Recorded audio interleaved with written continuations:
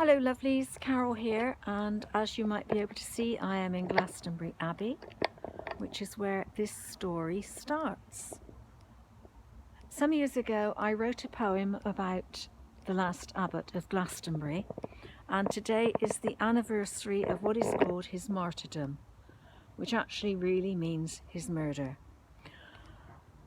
And that was on the 15th of November in 1539. And as I said, many years ago I wrote a poem and I tweaked it a little bit last night to bring it up to date, and I'd like to share it with you. So, Abbot Whiting was a man with a very big heart, and this is where my story starts. I'm going to read it straight off of my laptop screen because I haven't printed it out. So I hope you'll bear with me as I do my best to look at that and look at you. And right, here we go. This is an ode to Richard Whiting. Some years ago, a good abbot died, murdered because some people lied. Murdered he was with two of his monks, their bodies hung and cut into chunks. Three gentle souls so righteous and good, who stood for the truth as best they could. Murdered because of a greedy king who wanted control of everything. He wanted the wealth the abbey had. It was refused and the king was mad. He sent his henchmen to find a reason for them to accuse the abbot of treason. He'd hidden the treasure, so 'twas said, and so he'd have to lose his head. Richard Whiting, that honoured and revered, King Henry VIII hated and feared. And for a share of ill-gotten gains, men were paid to make false claims. The trial was a show, a total sham. He was condemned, as was the plan. He stood before a hand-picked jury. All were scared of Henry's fury. Whiting not guilty? They dared not say, lest they be imprisoned that same day. The trial of farce, all predetermined, and pious judges dressed in ermine gave their verdict when they tried him, with his two loyal monks beside him. So this poor old man, whose health was ailing, and memory, sight, and hearing failing, was with the others sentenced to death on the pretext of a charge of theft. Destined to hang till nearly dead, then each to be severed from his head. But first their insides to be torn out and burned before them, have no doubt. And up upon the ancient tor their bodies would then be cut into four. And as a warning, the abbot's quarters would be on show in the town of Bridgewater and Ilchester, Bath and Wells, it's said. And on the abbey gate would hang his head. So on a hurdle the abbot was bound, then dragged along the winter ground, to the tor and the hangman's rope, no appeal, reprieve or hope. Sent to eternity on wooden frames, pulled by horses on tightened reins. Richard Whiting with Roger and John jolted, jostled and dragged along, bound to hurdles and fastened down and dragged along the streets of town. And all because of Henry's greed, up to the tor would the horses lead, unaware of the part they're playing in that cruel and wicked slaying. Steadfast the abbot never faltered, as he was hung and cruelly quartered. Both of his priors were at his side, all facing death for those who'd died, who'd lied. Roger, James, Jacob and John Thorne, treasurers both, whose honesty sworn. and John, a craftsman with skill and care, had hewn and carved the abbot's chair, the Glastonbury chair as it became known, and since those days its fame has grown. But that mattered not that fateful day, when 3 ropes did cruelly sway, a parody of Christ and the crucifixion, to keep control and suppress all friction. When honourable men were executed, King Henry's powers were not disputed. Step out of line or make a mistake, and you'd be hung or burned at the stake. The abbot was innocent, as most folk knew. So were his monks, the faithful too. Through the crowds they were dragged along, Abbot Whiting and Roger and John. The charges they'd faced with hardly a word were beyond belief, beyond absurd. Robbing the abbey to defraud the king, who coveted all its treasured things, silver jewels and a golden chalice. King Henry's greed was full of malice, and so he created a royal deed, so Parliament would sanction his act of greed. "I'm defender of the faith," he said, and made himself the church's head. But he defended none in need, for he was governed by his greed. And so the faithful he defended not, but stole whatever it was they'd got. The abbey it was that cared for the poor, tended the sick, and so much more. Fed the hungry twice each week, and aided those whose help would seek. The abbot was simply the steward there, the abbey and monks in his good care. A sacred space where monks would pray and chant perpetually night and day. 'Twas a place where boys were educated and many scholars were created. 300 boys at a time were taught, and with them so much wealth they brought. There was a library with precious scripts and names of saints buried in the crypts. Glaston Abbey's wealth was immense and could not be measured in mere pence.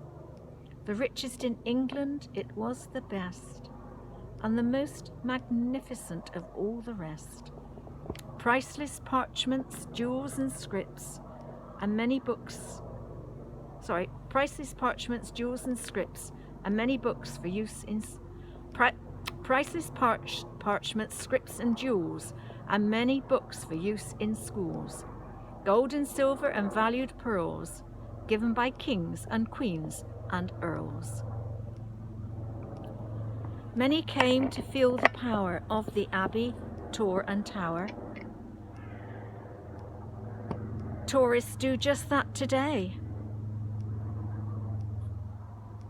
They often visit and want to stay,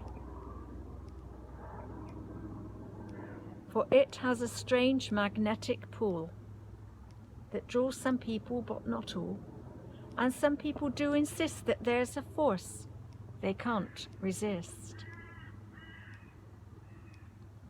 It was just the same in days long gone, when many pilgrims would come along,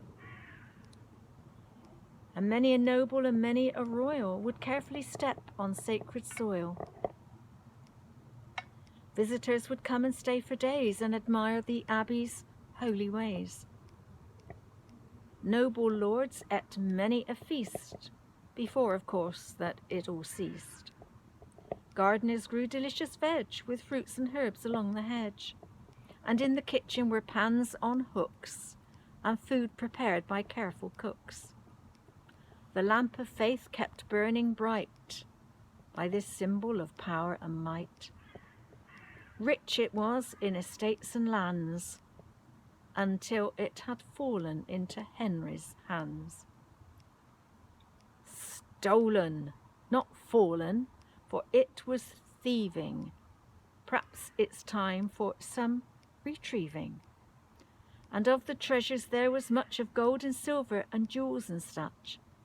Included too was a golden chalice, fit to adorn any royal palace, deeds to properties, estates and lands, plus wrecks of the sea near Barrow sands. And a precious sapphire once graced our town. Is it now perhaps in the monarch's crown? Where are the treasures that were taken when our abbot was forsaken, stolen by decree of a wicked act? So perhaps it's time we claim them back. It may go some way to heal the pain that runs through the town like a hidden vein. Some folk feel a sense of dread when near the spot where hung Whiting's head. Some folk find themselves in tears, recalling an old man nearing 80 years, a gentle old abbot cruelly forsaken, so all the wealth could be easily taken by a greedy king who wanted control of everything. Well, some of us here are wanting it back and wanting repeal of this heinous act.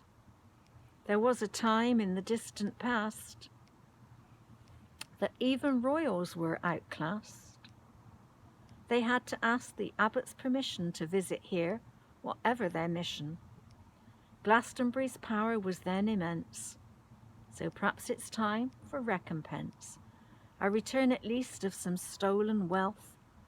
Then we can focus on people's health, and poor folk sleeping on the streets, and people without much to eat. There are food banks where they have to wait for food that's sometimes out of date. In its prime, the abbey cared. Hospitality and food were shared. Medicinal herbs were easily grown, and pilgrims would often take them home. Pilgrims would have a place to stay before they all went on their way. But those days, sadly, are long gone, and our poor homeless are moved along. No kindly monks to hand out alms, just officials who have no qualms.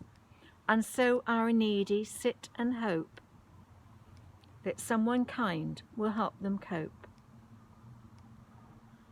They sleep in doorways if they're plucky, or in the churchyard if they're lucky, where holy ground becomes their beds, and the tombstones are pillows for their heads. If Abbot Whiting was alive today, I'm sure that he'd have found a way to support the people in need and put an end to corporate greed. Glastonbury's wealth we know was thieved, so perhaps it's time it was retrieved. Thank you for listening. I'm Carol, the Glastonbury poet. And just give this some thought. Thank you, and thank you to Abbot Whiting and all the amazing people that were here in the past and are in the town today, and the people that come from around the world just feeling the pull of this place and the power. It's said that there are ley lines that cross from the tower and the Tor and the Abbey. And when those ley lines are moving, oh, hey, look at the starlings. Don't know if you can see them. We have some amazing murmurations of starlings around here. And it truly is a sight to behold. But when the ley lines move, there are nodal points in the earth. And when they're all in harmony, extraordinary, powerful things can happen. So, thank you for listening. Oh.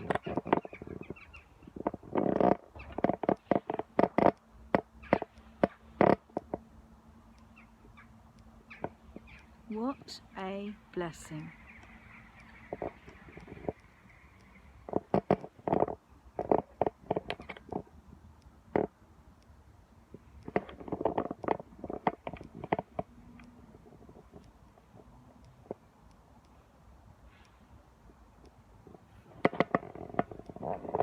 Thank you, and bye.